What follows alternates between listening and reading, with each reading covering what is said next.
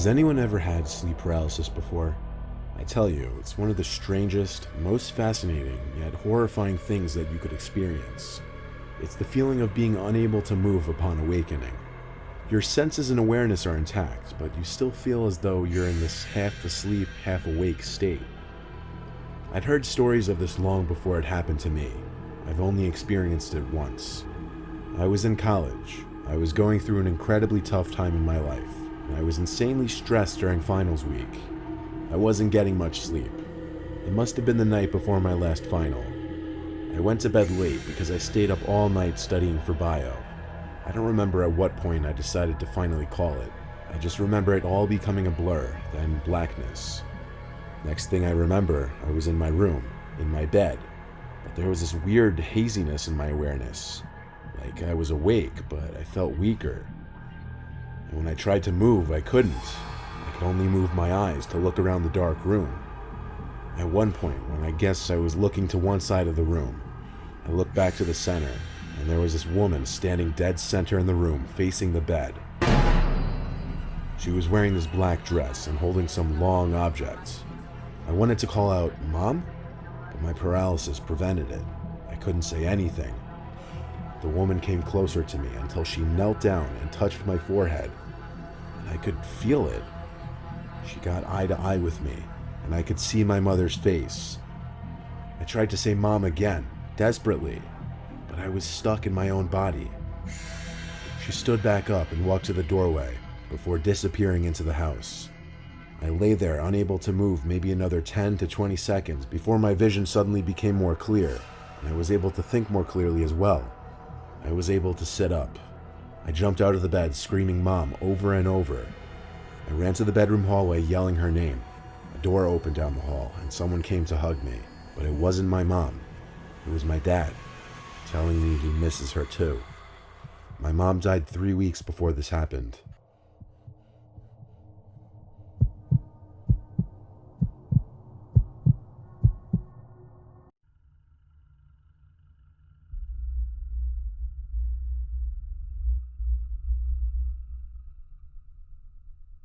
I lived in a city in central Ohio that has a big college that I live near.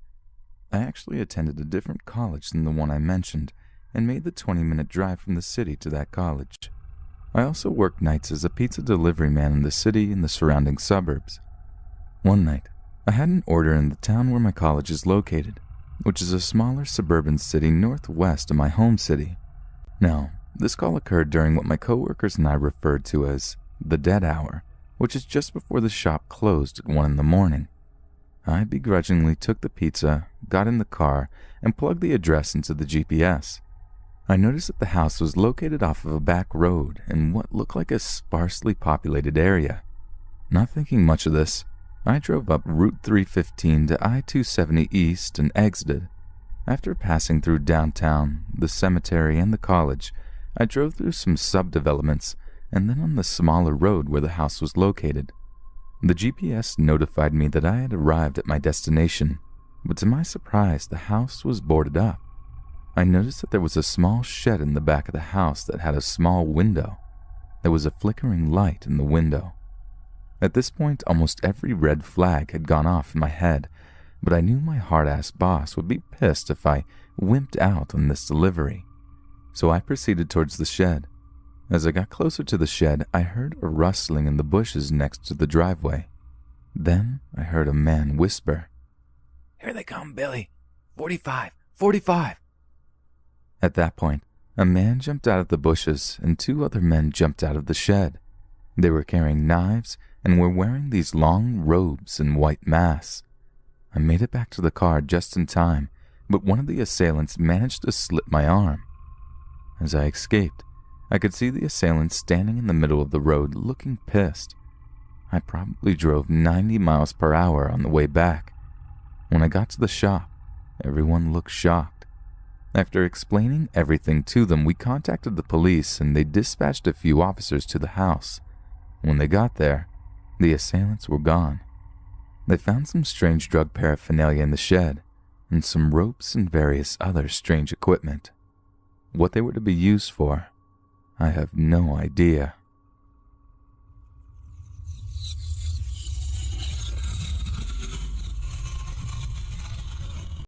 then we stopped. When I went home that night, it seemed like a regular night until I went to the bathroom before bed. After I was done, I started washing my hands, then I heard,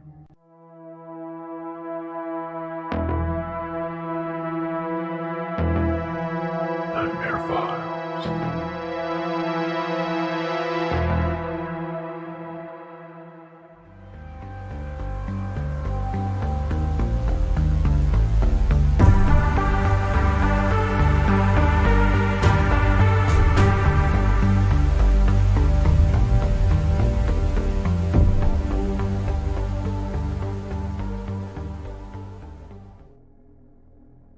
I was the typical young girl, but when I was 13, something happened to me that was unexplainable. By the way, my name is Maya. I can remember at the end of 7th grade year, for the last weeks of school, we didn't have much to do, so we watched a lot of movies in our classes, and the teachers really didn't care what we did. We started to stay in our homerooms all day. Then there was this one day when all the boys were playing basketball in the gym. And some of us girls and guys that didn't want to play, we went to our social room. A few of us noticed a trend on Instagram about Ouija boards. So this girl I knew brought one in.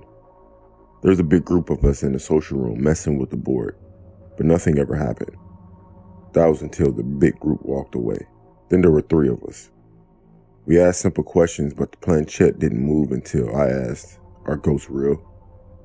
We sat there for a few seconds and it started to move. And it went V-E-R-Y. All of us blamed it on each other, but it still freaked us out. Then we stopped. When I went home that night, it seemed like a regular night until I went to the bathroom before bed.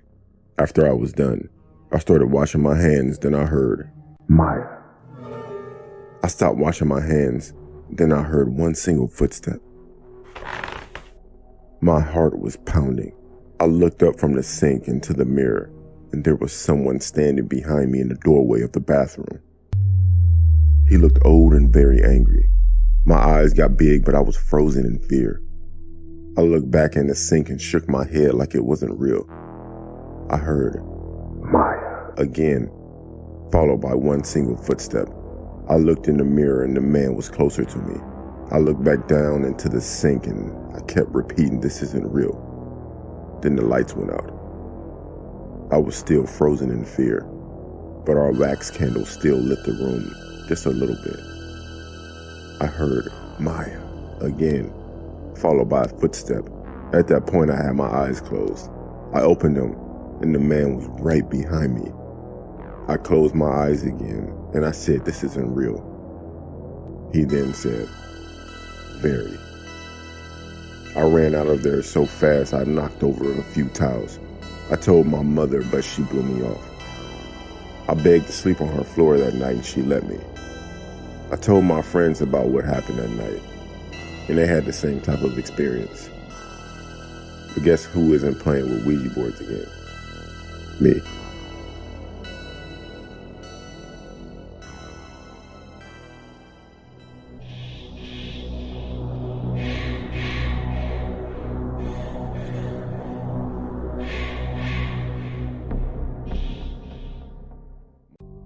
A few nights ago, I was looking through my emails when I received a message from an unknown sender. It had a link attached to it. Unfortunately, I clicked on the link, and it showed that I was in a live stream of someone's apartment. It took me a second to realize that it was my apartment. I was being recorded on the live stream. There was a comment section, and I started to read what people were saying. Honestly, it was sickening. They were saying things like, "I can't wait for this cunt to panic," and "Please, please make her scream in agony." I felt like throwing up. I picked up my phone to call the police, but it wasn't working. For some reason, I couldn't get a signal. I then tried the landline phone, but that wasn't working either. At that point, I heard a knock on the door. I looked through the peephole to see 3 large men in overalls carrying a blowtorch, pliers, and a hammer. One of them also had it looked like a duffel bag, and what I'm guessing was more tools. I was crying and panicking now, thinking I was about to die. I looked back through the peephole, and as soon as I did, one of them covered the glass with a rag or something. and I started to hear banging and drilling coming from the other side of the door.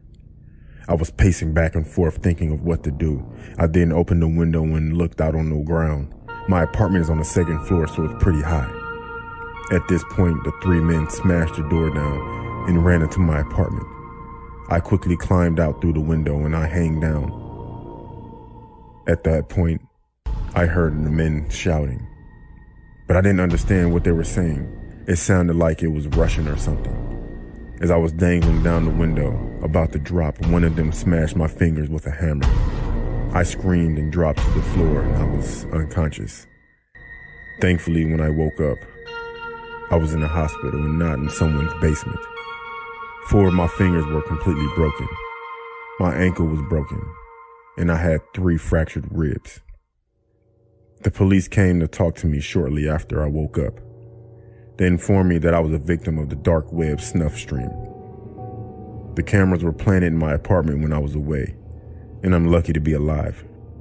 I was lucky someone found me on the ground and called 911. This happened to me last week.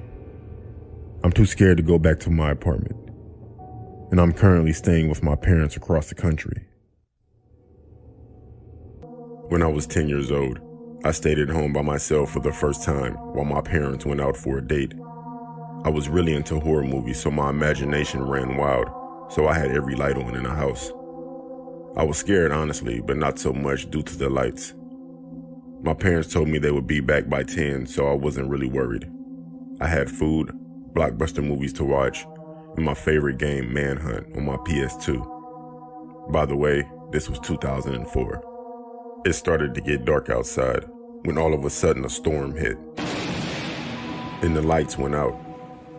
As soon as it happened, I ran into our living room near the front of the house with my flashlight. I was definitely afraid now. I decided to get under the covers on the couch. I tried to fall asleep, but I was so afraid I couldn't. I don't know why, but I peeked out from under the covers, and I swear, I saw the silhouette of a man in the corner of the room. I jumped back under my covers, breathing heavily. Then all I heard was slow, methodical footsteps. They were coming toward me. Then I heard whispering along with the footsteps. My heart was pumping out of my chest at this point. Then the sound stopped. I just laid there frozen. No sound. Go! I got up and ran out of the house because it felt like someone touched my arm. And I know I heard someone yell the word go. I pretty much ran out of the house with the blanket over my head.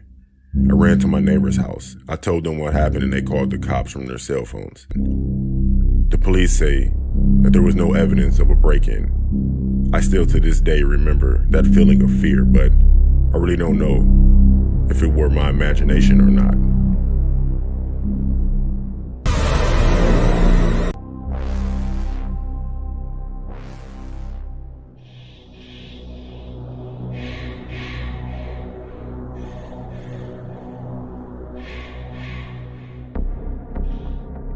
My name is Stan. I'm 17 years old, and this story happened about 4 years ago. The school I went to was in a very rural area in my village. My friend Peter went to the same school, but I lived further away. His mom would always drop him off near my house, and we would always walk to school together. On our way to school, we would always pass some farms, and one of them had this really old, creepy house that was abandoned for years. One day, me and Peter said we should check it out and see what's in there, basically. We couldn't go after school because, like I said, Peter lived further away, and his mom needed to get him home. This was also during the winter, so it got dark sooner. So myself and Peter, we came up with the plan that Peter would have a sleepover around my house. And when my parents were asleep, we would sneak out and explore the abandoned farmhouse. It was Friday, and the past few days had been snowing. After school, Peter came to my house. We spent the evening playing video games and looking up creepy videos on the internet, anxiously waiting to sneak out. 1 a.m. rolled around, and we put our coats on and snuck out my bedroom window, which is ground level. We had one flashlight between the both of us, which Peter managed to sneak out of his dad's garage. We walked through the farm fields and made it to the house. Naturally, the first thing we did was try to open the front door, but it was locked. We looked around at a few of the windows, and one of them was smashed open. So we used this as our entrance. Surprisingly, the place seemed rather untouched for how long it had been rumored to be abandoned. It was just covered in dust and had a really strong smell. Not bad necessarily, but it did smell odd. I shone my flashlight to the top of the stairs. I couldn't see anything, but it seemed really eerie up there. And then I heard wood creaking. It kinda sounded like slow footsteps, but I wasn't certain. Peter then said, "We should check upstairs." I told him I'm not going up there. There's probably some maniac up there waiting to kill us. The next thing that happened was the phone rang. One of those really old phones made myself and Peter jump out of our skin. At that time, I didn't think about it, but I thought it was weird of how someone was calling this house and it was abandoned. I picked it up and I said in a nervous voice, hello? For a second there wasn't any response. And then a man spoke on the other end saying, "I'm not a maniac. Why don't you come upstairs and see for yourself?" At that point, loud, heavy footsteps ran across the upstairs room and toward the top of the stairs. Peter and I ran out the farmhouse as fast as we could. We ran out down to the farm. I glanced back to see if there was someone chasing us, but there wasn't. So I told Peter to slow down so we could catch our breath for a second. After taking a better look at the house, one of the upstairs lights was on, and there was a dark figure standing at the window, watching us. I didn't know what to think, and honestly, I was terrified. The light then turned out, and the both of us made our way back to my house. We managed to sneak back inside without making my parents wake up. Peter didn't say much. I think he was too creeped out as to what just happened. And to be honest, I didn't feel like talking either. I was actually quite paranoid that, I don't know, that guy was going to follow us to my house. Thankfully, at least to what I know of, we weren't followed. From that night on, every time me and Peter walked to school, we look at that creepy farmhouse. We can't help but feel someone's looking back at us.